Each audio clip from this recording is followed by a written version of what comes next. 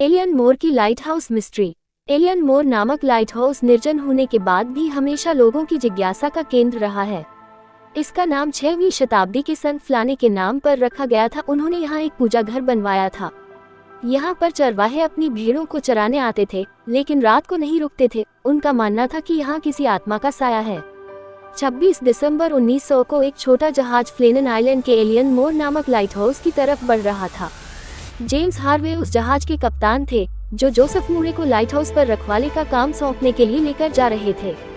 जब जहाज अपनी मंजिल पर पहुंचा तो कप्तान हार्वे हैरान थे कि कोई भी वहां उनका इंतजार नहीं कर रहा था। उन्होंने जोर से हॉर्न बजाया, लेकिन कोई जवाब नहीं आया। जोसेफ मूरे की जानकारी के अनुसार पुराने लाइट हाउस का काम करने वाले को छत के ऊपर होना चाहिए। लाइट हाउस में दरवाजा खुला पड़ा था और एक गर्म कोट लटका हुआ था। मूरे रसोई में गया तो उसे लगा जैसे कोई खाना बीच में ही छोड़कर भाग गया है। एक कुर्सी उल्टी पड़ी थी, जैसे अभी अभी गिरी हो, और साथ ही रसोई की घड़ी की आवाज जो बाहर से सुनाई दे रही थी, लेकिन अंदर घड़ी बंद पड़ी थी। मूरे काफी देर तक पूरे लाइट हाउस में ढूंढता रहा, लेकिन उसे कोई नहीं मिला।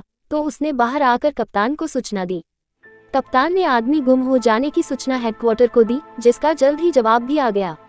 फ्लैनेंस में एक अजीब हादसे में तीनों लाइट हाउस के रखवाले डच, मार्शल और एक और इंसान आइलैंड से गायब हो गए हैं। कल दोपहर से वहां कोई नजर नहीं आया। आग के गोले दागे गए, लेकिन कोई जवाब नहीं आया। मूरे की रिपोर्ट से पता चलता है कि यह हादसा एक हफ्ता पहले हुआ है। वो शायद किसी तूफान का शिकार हुए होंगे। अब रात को उजाला करने के लिए मूरे, मैकडोनल्ड और 2 और आदमियों को रखा जा रहा है। आप उस जगह पर बने रहे और कोई परेशानी होने पर मुझसे संपर्क करें। कुछ दिनों बाद रॉबर्ट मुरीहेड और 2 आदमी जांच करने लाइट हाउस पहुंचे, लेकिन उन्हें तीनों रखवालों के गायब होने का कोई ठोस सबूत नहीं मिला और उन्होंने मूरे की बात को सही मानकर रिपोर्ट तैयार की। मूरे को लाइट हाउस से कुछ खत भी मिले थे, वो भी उसने रॉबर्ट को सौंप दिए।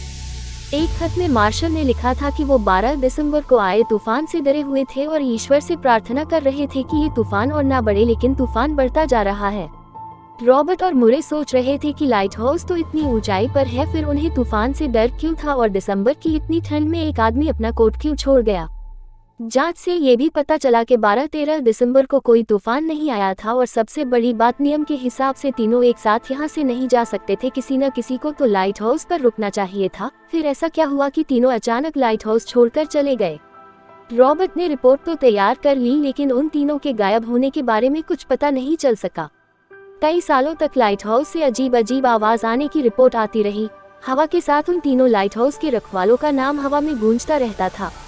तीनों को एलियन उठा कर ले गए या वो समुद्र में गिर गए, इस बात का पता नहीं लगा और 100 साल बाद भी ये एक पहेली है कि वो तीनों कहाँ गायब हो गए।